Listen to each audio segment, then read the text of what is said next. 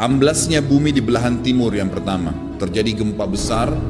Sebagian ulama hadis mengatakan bagian Asia, di mana Allahu alam. Tapi ini tanda-tanda kiamat besar akan terjadi nanti. Kemudian terjadi lagi longsor bumi di belahan barat. Sisi barat bumi kita tahu wilayah Afrika dan seterusnya. Kemudian amblasnya bumi di Jazirah Arab.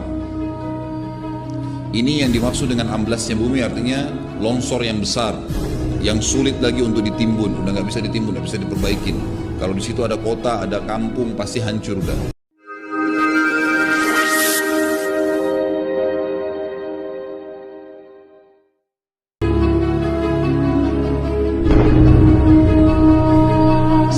Tanda-tanda kiamat besar yang disebutkan oleh Nabi SAW. Kata beliau, amblasnya bumi di belahan timur yang pertama, terjadi gempa besar. Sebagian ulama hadis mengatakan bagian Asia, di mana Allahu alam. Tapi ini tanda-tanda kiamat besar akan terjadi nanti. Kemudian terjadi lagi longsor bumi di belahan barat. Sisi barat bumi kita tahu wilayah Afrika dan seterusnya. Kemudian amblasnya bumi di Jazirah Arab. Ini yang dimaksud dengan amblasnya bumi, artinya longsor yang besar, yang sulit lagi untuk ditimbun, udah nggak bisa ditimbun, nggak bisa diperbaikin. Kalau di situ ada kota, ada kampung, pasti hancur udah. 3 sekaligus terjadi longsor di 3 titik yang berbeda dan secara waktu atau dalam waktu yang bersamaan. Ini sudah selangsung 3 tanda-tanda kiamat. Jadi pada saat terjadi di timur, itu tanda-tanda kiamat besar 1. Terjadi di barat, tanda-tanda kiamat besar 2. Terjadi di Jazirah Arab, tanda-tanda kiamat besar 3. Kemudian di dalam hadis ini disebutkan secara beracak.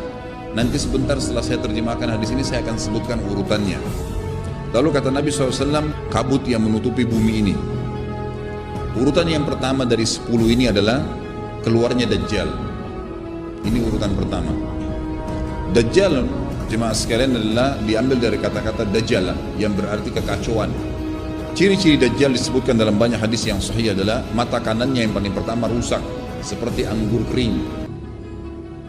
Kata Nabi SAW dalam hadis sahih, ketahuilah Dajjal buta mata kanannya dan Tuhan kalian tidak buta, karena dia akan mengaku sebagai Tuhan. Setiap orang beriman bisa membaca di dahinya tertulis 3 huruf, kafara. Semua orang yang ngerti tulisan Arab, tidak ngerti tulisan Arab akan bisa tahu dan baca itu. Kafara, kufur. Kata Nabi SAW, kalau kalian dengar Dajjal keluar di satu lokasi, maka menghindarlah. Walaupun kalian harus lari ke gunung, dia akan keluar membuat kerusakan selama 40 hari. Kata Nabi SAW, 40 hari itu sehari seperti setahun, sehari lagi yang kedua seperti sebulan, hari yang ketiga seperti sepekan, dan sisa harinya seperti hari kalian. Dia akan keliling muka bumi semuanya, dan kata Nabi SAW, seluruh bumi ini akan dimasuki oleh Dajjal. Tidak tertinggal satu lorong, gang, jangankan kota atau desa, kecuali Dajjal akan masuk ke dalamnya, kecuali Madinah dan Mekah. Tidak bisa dimasuki oleh Dajjal. Kata Nabi SAW dalam hadis sahih, karena di setiap pintu gerbang Mekah dan Madinah malaikat menghunuskan pedangnya dan menghalau Dajjal sehingga Dajjal tidak bisa masuk. Pada saat dia tiba di Palestina, waktu yang bersamaan di kota Madinah berkecamuk. Kaum muslimin sepakat semua keluar untuk mengejar Dajjal dan membunuhnya. Keluar dari kota Madinah satu orang yang namanya seperti namanya Nabi Muhammad SAW, Muhammad bin Abdullah, dan dia dari turunan Nabi SAW juga. Dan orang ini punya julukan Mahdi, dikenal dengan Imam Mahdi. Inilah tanda-tanda kiamat yang kedua. Pada saat dia tiba di Mekah, dibaiatlah oleh banyak kaum muslimin, tidak disebutkan jumlah pasukannya, maka terbentuklah pasukan jihad yang mengejar Dajjal menuju ke Palestina. Lalu keluar tanda-tanda kiamat 3, langsung berentetan semua. Tanda-tanda kiamat besar yang ketiga adalah pada saat pasukan Imam Mahdi dengan pasukan jihad itu tiba di Darul Bayda namanya. Hadis menyebutkan di menara itulah, di masjid itulah Imam Mahdi mampir sholat asar bersama pasukannya. Dikatakan Isa alaihissalam akan turun sambil memegang kedua sayapnya malaikat, dan dari rambutnya yang basah meneteskan air. Maka dia pun turun, lalu kemudian dia masuk, dan orang-orang pada saat itu mengenalnya kalau dia adalah Isa, dan mereka sudah tahu ini masanya keluarnya Dajjal, ini Mahdi sudah ada, mereka tahu akan turun Isa, sudah ada informasi seperti yang disampaikan ke Bapak Ibu sekarang. Itu mungkin muslimin di zaman itu sudah tahu semua. Sholatlah mereka, kemudian mereka menuju ke Palestina. Ringkas cerita adalah Nabi Isa alaihissalam akhirnya tiba dengan pasukan mujahidin di depan pintu gerbang Babulut. Dajjal mengatakan, bukakan pintu gerbang, mereka tidak akan mampu melawan kita karena pasukannya mereka banyak memang. Maka Dajjal dengan sombongnya menunggu di depan pintu gerbang. Pada saat dibuka, Dajjal kaget melihat ada Isa alaihissalam. Dan pada saat itu kata Nabi SAW, Dajjal faham kalau sudah tiba ajalnya. Begitu melihat Isa alaihissalam, dia lari dan badannya sambil meleleh di depan para pengikutnya. Pada saat Dajjal mati, pengikutnya pada ketakutan semua. Mereka anggap Dajjal Tuhan, mereka anggap Dajjal orang yang perkasa lah, orang yang kebal lah, beragam macam kelebihan. Mereka kaget pada saat mati, maka bertebaranlah mereka dan akhirnya mereka sembunyi di bawah pohon dan di atas batu. Kemudian batu dan pohon akan memberikan penjelasan, hai muslim ini Yahudi, bunuhlah. Maka dibunuhlah pada saat itu mereka.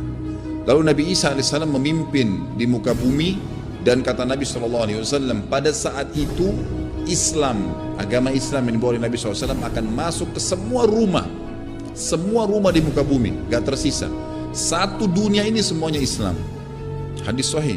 Maka Nabi Isa alaihissalam memimpin pada saat itu, disebutkan dalam hadis 40 tahun dengan ketenangan menerapkan hukum Islam. Semuanya beriman kepada Allah subhanahu wa ta'ala dan menjadi muslim. Setelah itu keluar tanda-tanda hari kiamat besar yang keempat, yaitu keluarnya Ya'juj dan Ma'juj. Nabi SAW sebutkan ciri-ciri mereka. Mata mereka sobekannya kecil sehingga mata mereka kelihatan seperti sipit, tapi bola matanya besar. Mereka memiliki rambut yang keriting dan mereka memiliki poster yang umumnya seperti poster manusia. Ada hadis yang berbunyi mereka akan mendatangi sebuah sungai, kalau tidak salah namanya Sungai Tibria, airnya banyak mengalir. Kata Nabi SAW, mereka semua minum air sungai itu, dan yang terakhir dari mereka datang sudah nggak dapat air. Artinya air sungainya habis diminum. Bayangin berapa banyak jumlahnya. Pada saat itu Nabi SAW mengatakan, Allah berfirman kepada Isa, berkata, wahai Isa, aku akan mengeluarkan hamba-hambaku yang tidak ada seorang pun dari kalian bisa mengalahkannya, termasuk Isa alaihissalam, nggak bisa mengalahkan. Maka selamatkanlah dirimu bersama dengan pengikut-pengikutmu ke Gunung Tur namanya. Jadi memang Ya'juj ini ciri khasnya, kata Nabi SAW, mereka memakan apa saja. Jadi bukan seperti manusia normalnya. Mereka membunuh semua yang bukan seperti mereka. Sampai-sampai kata Nabi SAW tidak ada yang bisa mengalahkan mereka, dan jumlah mereka sangat banyak. Salah seorang di antara mereka tahu dia akan mati kalau sudah punya 1000 anak. Kata Nabi SAW dalam hadis Bukhari, kecelakaanlah bagi orang-orang yang ada di Jazirah Arab. Kemungkinan besar makna ini adalah tempat mereka dekat dengan Jazirah Arab. Kata Nabi SAW, kecelakaan bagi orang-orang Jazirah Arab karena telah terbuka dari lubangnya Ya'juj Ma'juj sebesar ini. Sudah kasih isyarat dengan jari ibu jari sama jari tengahnya. Artinya mereka sudah bisa melihat keluar. Pada saat mereka keluar, maka mereka akan mulai membuat kerusakan. Kata Nabi SAW di dalam hadis sahih riwayat Imam Bukhari, bahwasanya Ya'juj Ma'juj akan membunuh siapapun yang mereka temui. Bahkan pada saat mereka sudah merasa menguasai bumi, mereka melepaskan anak-anak panah mereka ke langit. Lalu Allah menurunkan anak-anak panah mereka sebagai fitnah dipenuhi dengan darah. Maka mereka berkata, kami telah membunuh semua yang ada di bumi dan semua yang ada di langit. Kata Nabi SAW, Allah lalu mengizinkan Isa untuk berdoa kepada Allah agar memusnahkan mereka. Maka Isa AS pun akhirnya berdoa, meminta kepada Allah Subhanahu Wa Taala agar mereka semua dimusnahkan. Maka pada saat itu pun Allah Subhanahu Wa Taala menurunkan kepada mereka hama. Sebagian hadis menyebutkan serangga kecil seperti cacing, banyak sekali yang menimpa tubuh-tubuh mereka. Setiap orang satu, dan itu membuat mereka mati. Kemudian setelah itu Isa alaihissalam memimpin lagi di muka bumi sampai beliau meninggal. Setelah Isa alaihissalam meninggal, kembali lagi sebagian besar manusia berbuat kekufuran. Maka Allah subhanahu wa ta'ala keluarkan tanda-tanda kiamat besar yang kelima. Yang kelima ini adalah keluarnya hewan atau binatang melata. Binatang melata ini disebutkan dalam hadis yang sahih riwayat Bukhari, bahwasanya Allah SWT akan keluarkan, tapi tidak disebutkan dari bumi mana dia keluar. Dia akan keluar hewan melata yang bisa berbicara seperti manusia dan badannya dipenuhi dengan bulu. Allahu alam bagaimana. Kemudian dia datangi orang-orang yang kufur tersebut dan menasihatin dan mengingatkan mereka.